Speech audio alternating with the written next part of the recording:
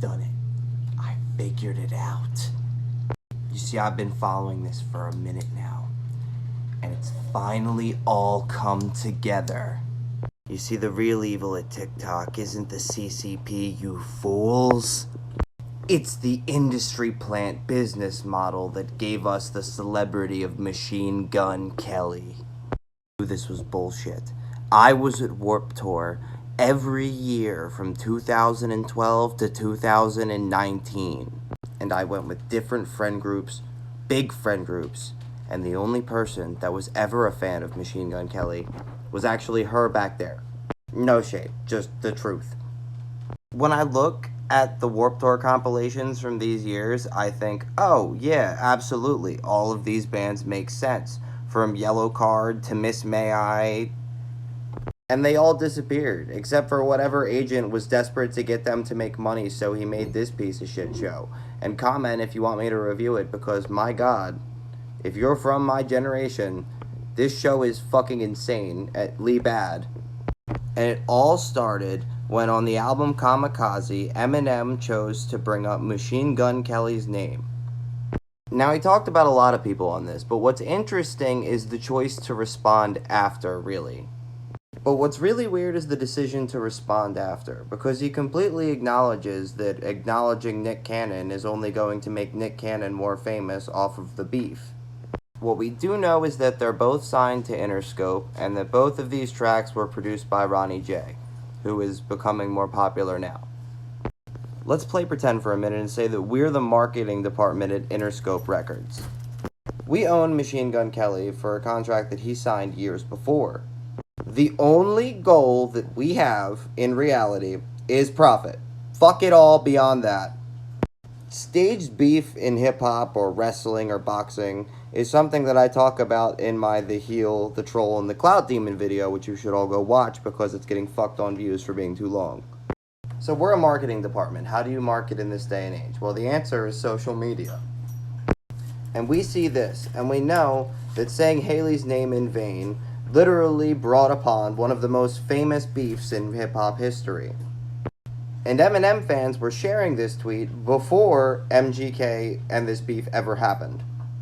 Eminem literally says in the song, they'll be putting your name next to Ja, next to Benzino. Which, to be honest, is not fair to Ja or Benzino, because they were involved and lost the greatest rap beef in history. One of, if not the. Think of this like the Logan Paul-Floyd Mayweather fight. We all knew who was gonna win really in the end anyway. The internet had decided before it started.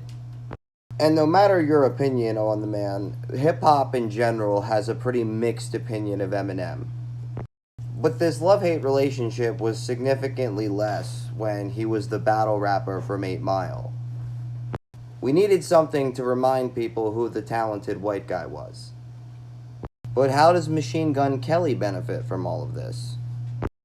Getting your ass beat by someone widely considered to be the best by many people is a bucket list thing, number one.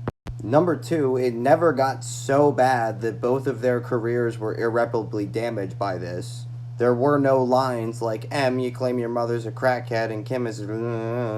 There was none of that. In fact, it's all started because of a tweet allegedly about Haley, or because Machine Gun Kelly was allegedly blackballed or not from Shade 45. And they didn't bring her up again, which you'd think if you wanted to make him mad, if you wanted to get as much attention as possible, then that would be it. Instead, he wrote lines like, I'll acknowledge you're the GOAT. And meanwhile, Machine Gun Kelly gets the rap clout of Ja and Benzino. And again, regardless of if you hate them or not, they still were very influential. Look at the fucking streaming numbers this album managed to get on Spotify alone. Hotel Diablo, Machine Gun Kelly's next album, the one with Rap Devil on it, the rap album, was number 5 on Billboard. No one actually lost anything. They just got a bunch of both love and hate watches, and Interscope made out like a fucking bandit. And while the old heads rally to defend Eminem, people that don't like Eminem now have an object to project onto. Let's ask ourselves, what does this marketing team think the youth that is opposed to Eminem like? This shit, that's what. and like dark but vaguely effeminate kawaii shit.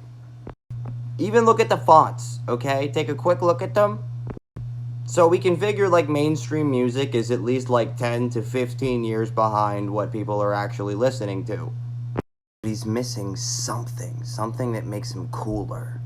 Our scene king needs a scene queen. Enter Megan Fox. Our, scene queen. Remember I said they don't really understand what people are...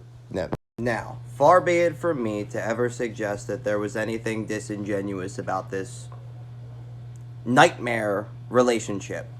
One I think they would both describe as like an emo cocaine fairy tale in like Hollywood. All conspiracies aside, this is a thing that really does happen, and it was, to say the very least, mutually beneficial for both of them. They also had a movie coming out in conjunction with this. All of the conjunctures of his release projects are very conveniently aligned with all of this internet shit. Side note, if this ring ever was real, this sounds like abuse.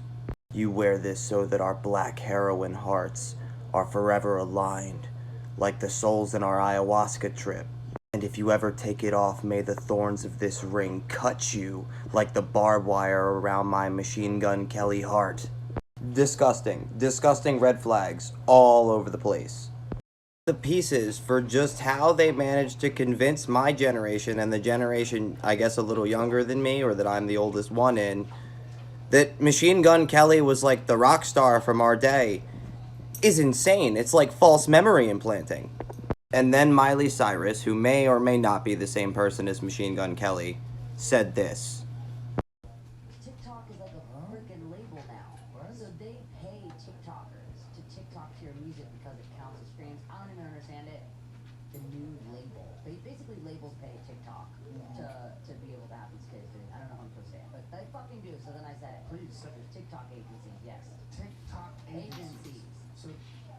Then it all came together, lined up like the powder on Machine Gun Kelly's glass mirror.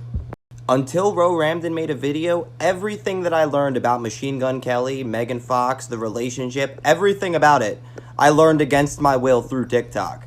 And that's just because I'm on this app making content. And all of this put together almost fucking worked. But Interscope marketing did not account for one fucking thing. And that is trolling. Hip-hop, pop-punk, metal, these are genres that pride themselves on authenticity. If there's one thing he's never felt like he's been in his entire career, it is authentic. His career feels as manufactured and plastic as the Great Pacific Island Patch.